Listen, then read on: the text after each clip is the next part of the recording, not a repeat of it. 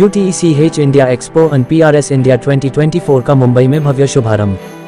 UTECH India expo और PRS India 2024 sustainable polyurethane foam एवं plastic recycling expo. Bharat में polyurethane और प्लास्टिक रिसाइक्लिंग उद्योगों में सतत विकास को बढ़ावा देने के लिए एक नया मंच स्थापित किया गया है। Media fusion and crane communications द्वारा मुंबई के गोरेगांव नेस्को प्रदर्शनी केंद्र में 4 से 6 दिसंबर 2024 तक Utech India sustainable polyurethane and foam expo UTECHISPUF और plastic recycling show India PRSI का भव्य आयोजन किया गया है। ये पहला ऐसा आयोजन होगा जहां पॉलीयूरेथेन और फोम से लेकर प्लास्टिक रिसाइक्लिंग तक सतत विकास से जुड़े सभी पहलुओं पर चर्चा का संयुक्त मंच उपलब्ध कराया गया है। इस एक्सपो में बायोपॉलीओज, नवीनतम रिसाइक्लिंग मशीनरी और अत्याधुनिक फोम तकनीकों जैसी नवीनतम तकनीकों को प्रदर्शित किया गया है। आइए आपको सुनाते हैं उपस्थित गणमान्य लोगों ने इस प्रदर्शनी के बारे में और क्या कहा है।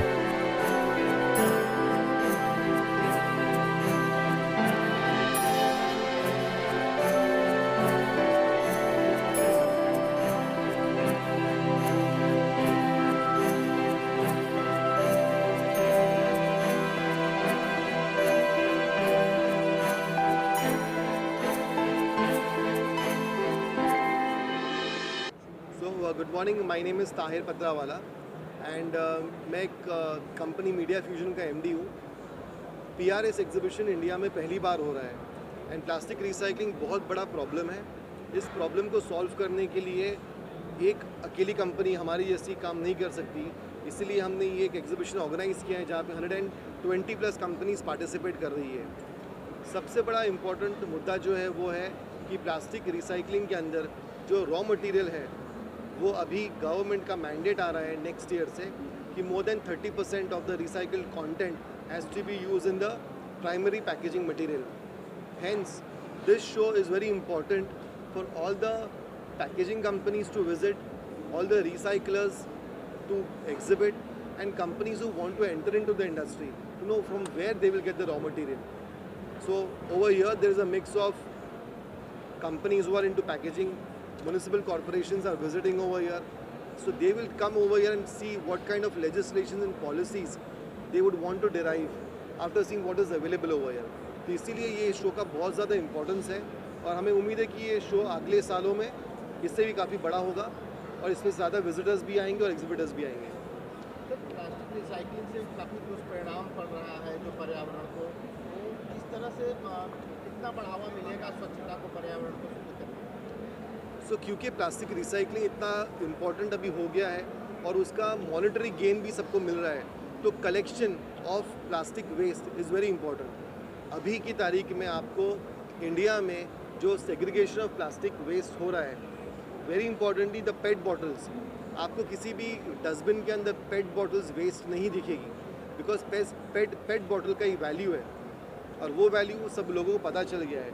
तो right from the rag pickers जो पेट कलेक्ट कर रहे हैं और जो पेट बॉटल्स अपने कलेक्शन सेंटर्स में दे रहे हैं, उनको वैल्यू मिल रहा है। तो इस तरीके से उसका सिग्निफिकेंस ये है कि वो क्लीनिंग एंड हाइजीन के लिए भी बहुत इंपॉर्टेंट है। ठीक है। Hello everyone, I'm Matt Barber. I'm the Global Events Director for Crane Communications, and we run the UTEC brand globally, and we run this show in partnership with Media Fusion. We do it here and in Dubai. It's a growing industry, it's a dynamic industry. There's huge investment going into the automotive sector, into the furniture sector, into the mattress sector, into the footwear sector. And it's very important we have platforms like this to bring everybody together so they can network, they can learn, have best practice and share their innovations and their knowledge. And so we run this around the world, and it's about time we brought it to India, and we're very pleased to be doing that right here.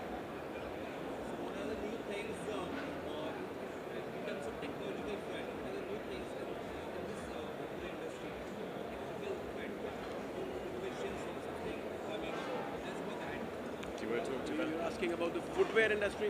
No, PU. UTEC.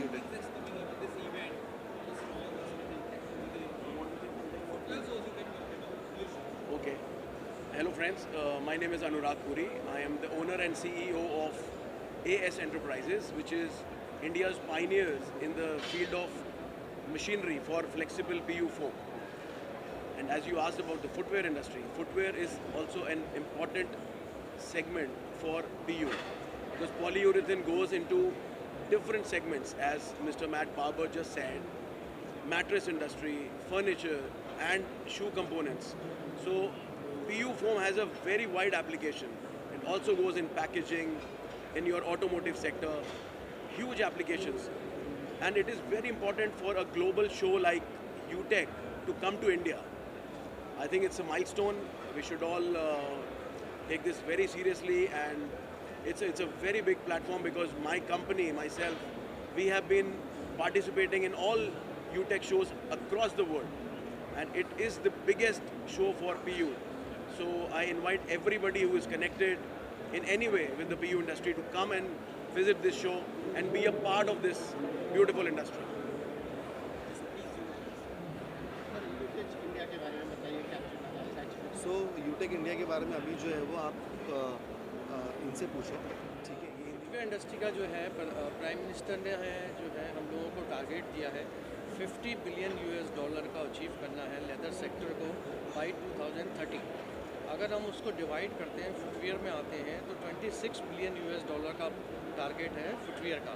अगर हम further उसको divide करते हैं polyurethane, soul और form के point of view से, तो it is a $2 billion market in India का है, ओनली फॉर फुटवियर सेक्टर।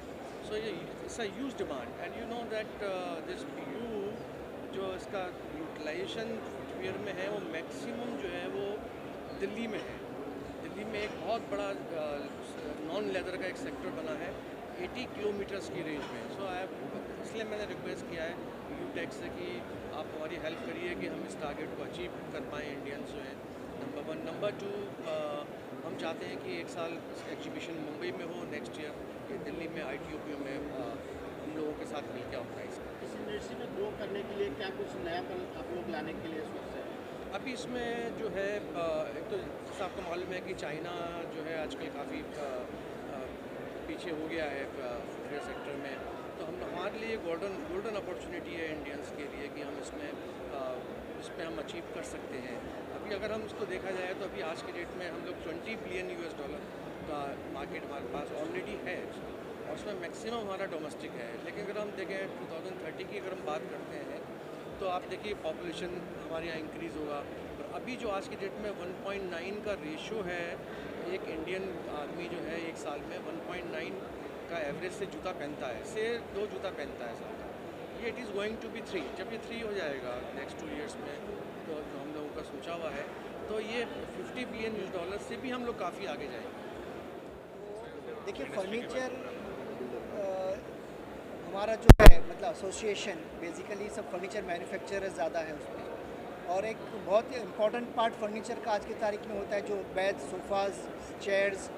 तो PU फोम एक जो है बहुत बड़ा इम्पोर्टेंट कंपोनेंट हो जाता है इसका, और हम समझते हैं कि हमारी इंडस्ट्री जिस तरह से ग्रो कर रही है आज की तारीख में, एक बहुत बड़ी रिक्वायरमेंट आने वाली है इसके लिए करके। सो ये जो रॉ मटेरियल जो भी सप्लायर्स है फॉर PU फोम, इनके साथ कोलैबोरेशन होना बहुत ज़रूरी है। लेटेस्ट टेक्नोलॉजी जो भी इसमें आई हुई है, we would like to explore that. हम लोग इसको लेके आगे बढ़ना चाहेंगे और कोलैबोरेट करना चाहेंगे। नया कुछ इसमें सर क्या हो रहा है फर्नीचर में? नया कुछ क्या इक्विपमेंट आ रहे हैं, नए प्रोडक्ट्स क्या हैं, उसके बारे में एक्सप्लेन। नए प्रोडक्ट्स में देखिए अभी अगर ये देखें तो सिटिंग में अगर मैं बात करूँ तो रिक्लाइनर्स जो होते हैं कि आज एक होम थिएटर्स, घर के जो आजकल फर्नीचर बनते हैं, इंटीरियर्स होता है, तो एक घर ही ले लो, रेसिडेंस ही ले लो, तो रेसिडेंस में कितनी सारी चीज़ें जो फोम यूज़ होता है, जहाँ के रिक्लाइनर्स हो गए, सोफ़ाज़ हो गए, बेड हो गया, तो एक बहुत बड़ा एक रिक्वायरमेंट होम इंडस्ट्री से आ रहा है। सिमिलरली एक बहुत बड़ी इंडस्ट्री है जो थिएटर्स की इंडस्ट्री है, जो हमारे बहुत सारे मेंबर्स जो सिटिंग अपना ये करते हैं फॉर थिएटर्स वगैरह, तो वो भी एक बड़ी रिक्वायरमेंट है। तो मेरा नाम गौरव सचदेवा है, मैं डायरेक्टर हूँ केमी प्रोडक्ट्स प्राइवेट लिमिटेड में। हम लोग इंडिया की पहली कलर बनाने वाली कंपनी है जो पूरी की पूरी पॉलीयूरेथेन इंडस्ट्री को कलर सप्लाई करते हैं। कलर के अलावा हम बहुत सारे केमिकल्स भी सप्लाई करते हैं। हम भी इस एसोसिएशन के साथ, यूटेक के साथ बहुत लंबे टाइम से जुड़े हुए हैं और हमें इनसे काफ़ी एक्सपोजर भी मिला है।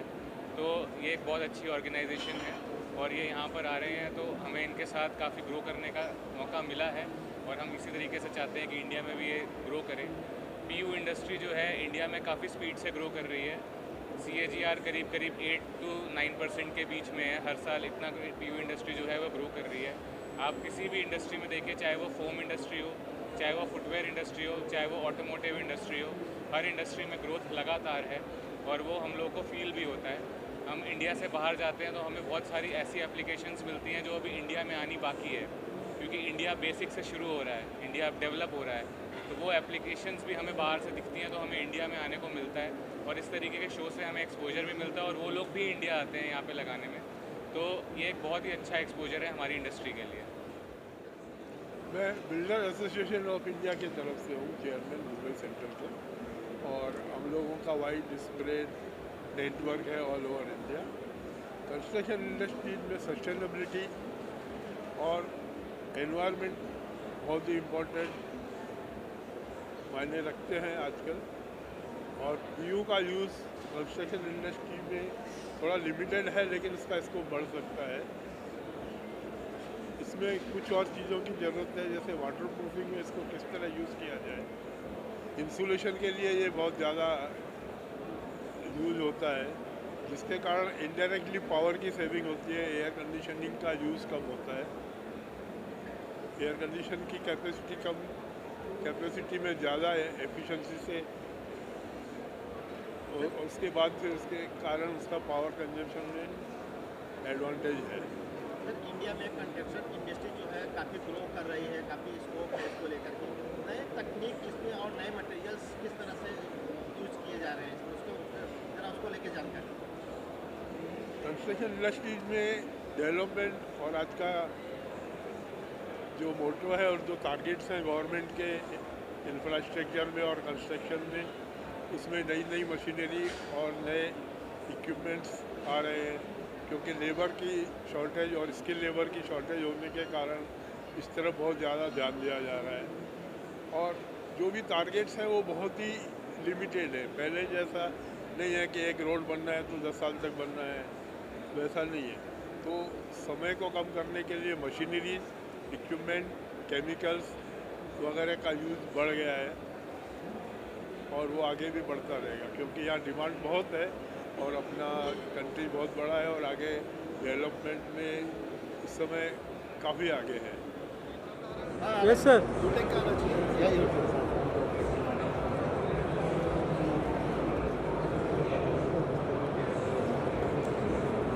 Sir look camera.